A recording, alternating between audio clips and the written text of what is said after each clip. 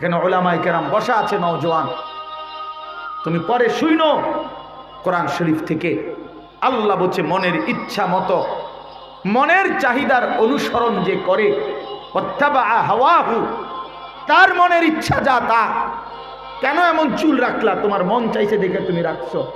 এখানে তোমার আল্লাহর বিধান কি তোমার কোনো ফিকিরও নাই। কেন সারাদিনে এক ওয়াক্ত নামাজ পড়ো নাই? তোমার মন চাইছে দেখে তুমি নামাজ পড়ো নাই। কেন সারাদিন নারীর ছবি আর উলঙ্গ দৃশ্য মোবাইলে দেখলা? তোমার মন চাইছে দেখে তুমি এটা করছো। তুমি আল্লাহর বিধান মানো না, তুমি রসুলকে মানো না, তোমার কোনো ধর্ম নাই, তুমি ইসলাম তোমার ধর্ম না, তোমার মনের চাহিদা হলো তোমার ধর্ম, তোমার মনের চাহিদাই তোমার খোদা।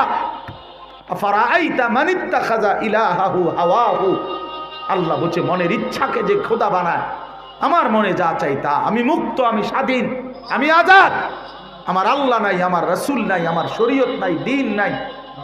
খোদার কসম আল্লাহ বলে ফামাসালুহু কামাসালিল কালব, ওই ব্যক্তির উদাহরণ হলো, ওই লোকটা হলো কামাসালিল কালব, কুত্তার মতো, কুত্তার মতো, কুত্তার মতো, কুত্তার মতো, কুত্তার মতো। মনে রাখিস বেটা, এই নাফরমান, তোর জিন্দেগি কুত্তার জিন্দেগি, মনে রাখিস।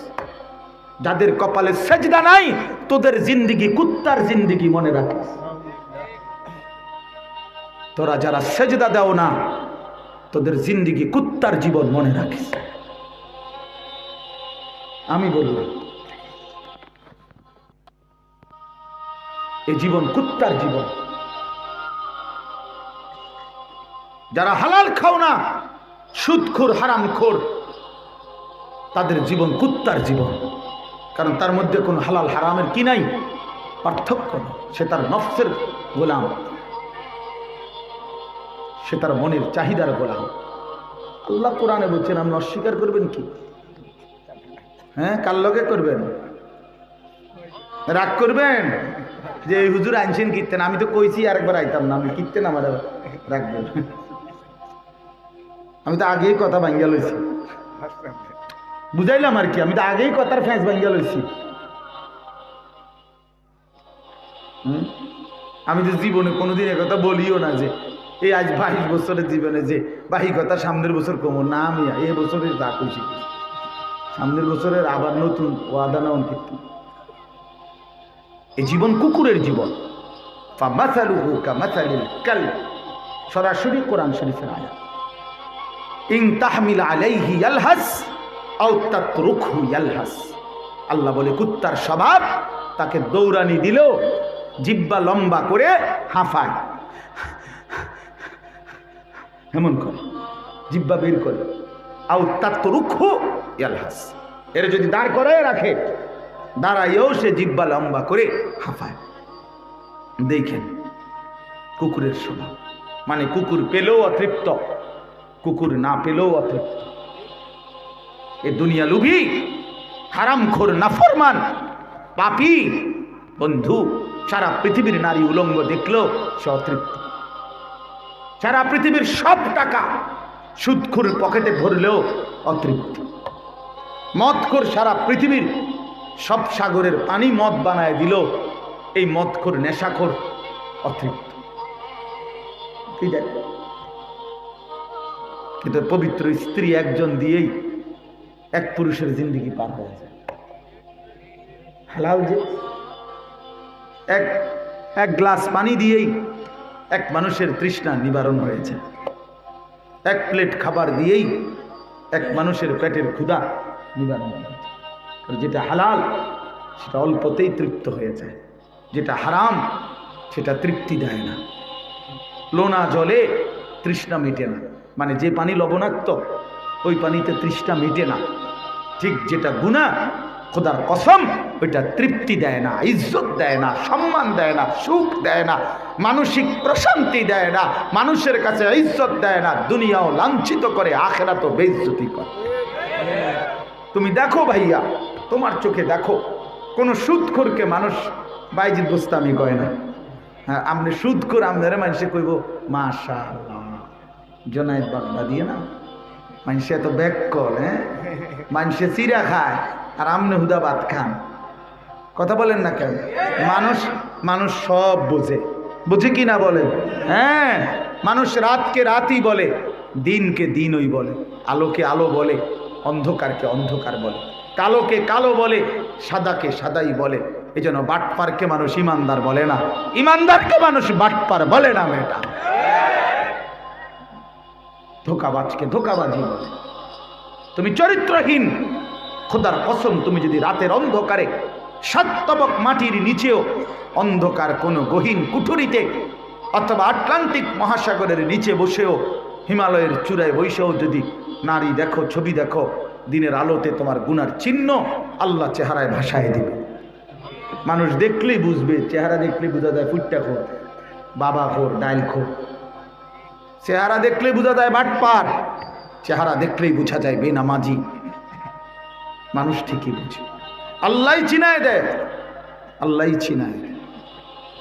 এই জন্য দোস্ত আমার, আমি অনুরোধ করছি, অনেক নওজোয়ান মাশাআল্লাহ, তোমরা মুসলমান বাবা, তোমরা ইমানদার, তোমাদের বাবা মুসলমান, তোমাদের মা মুসলমান, তোমাদের বংশ মুসলমান, তোমাদের রক্তে ইসলাম। তোমরা এক মুসলিম মায়ের দুধ খাইছো 2 বছর, তোমাদেরকে এক ইমানদার মা 9 মাস গর্ভে ধারণ করেছে। এমন মারে বেইজ্জতি করো না, এমন মাকে অপমান করো না, এমন বাপেরে বেইজ্জতি করো না, এমন আল্লাহকে ছেড়ে দিও না। 23 বছর যিনি কাঁদছেন, চোখের পানি ফেলছেন উম্মতের জন্য, এমন রসুলকে ছেড়ে দিও না। তিনি 23 বছর কাঁদছেন, তিনি তায়েফে এই পরিমাণ রক্ত ছড়িয়েছেন, রক্তের কারণে পায়ের জুতার পায়ের তালু রক্তে জমাট বাইধা গেছে, জমাট। যিনি আমাদের জন্য এত রক্ত ঝরালেন, আমরা তাকে প্রত্যাখ্যান করলে ইনসাফ হয় না। যিনি আমাদের জন্য দান দান শহীদ করলেন, উহুদের প্রান্তরে পড়ে রইলেন, আমরা যদি তাকে টোটালি ভুলে যাই, এটা ইনসাফ হয় না বাপ, এটা ইনসাফ হয় না।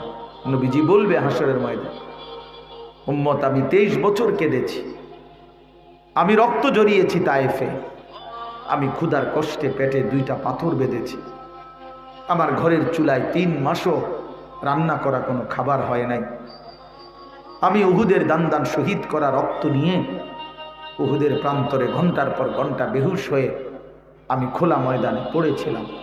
আমার এত রক্ত, আমার এত চোখের পানি, আমার এত ক্ষুধার কষ্ট, পেটে পাথর বাঁধা কষ্টের বিনিময়ে উম্মত তুমি এই আমল নামা নিয়ে আসছো? কই নামাজ কই? কতদিন হয় উম্মত ফজরের নামাজ পড়ো না? তুমি আমার উম্মত এতদিন সুদ খায়, আমার মতো শ্রেষ্ঠ নবীর উম্মত হয়ে এতদিন মিথ্যা বলে। 60 বছর বয়সে উম্মত বিড়ি সিগারেট ছাড়তে পারল না,